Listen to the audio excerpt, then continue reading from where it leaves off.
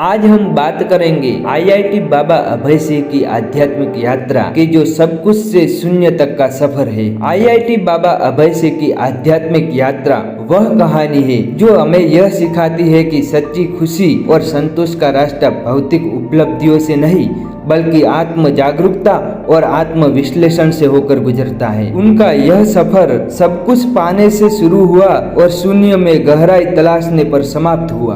अभय सिंह ने आईआईटी जैसी प्रतिष्ठित संस्था से पढ़ाई की और वहां से एक शानदार करियर की ओर कदम बढ़ाया। उन्हें उच्च वेतन वाली नौकरियां और समाज में एक सम्मानजनक स्थान हासिल हुआ। उनके पास वह सब कुछ था जिसके लिए लोग जीवन भर मेहनत करते हैं, लेकिन इस सब के बावजूद उनके भीतर एक खालीपन था। उन्हें महसूस हुआ कि भौतिक चीजें केवल बाहर की दुनिया को ही संतुष्ट कर सकती है, लेकिन भीतर की शांति नहीं दे सकती। हर उपलब्धि के बाद भी उन्हें एक सवाल परेशान करता रहा कि अब आगे क्या। उनके जीवन में एक ऐसा मोड़ आया जब उन्होंने महसूस किया कि बाहरी चीजें उन्हें स्थायी सुख नहीं दे सकती। एक दिन ध्यान करते हुए उन्होंने खुद से यह सवाल पूछा, क्या मैं वास्तव में खुश हूँ? इस प्रश्न ने उनके भीतर एक गहरा परिवर्तन लाया। उन्होंने अपनी सारी भौतिक इच्छाओं को पीछे छोड़ने का निर्णय लिया। नौकरी छोड़कर उन्होंने एक नई यात्रा शुरू की, अध्यात्म की यात्रा।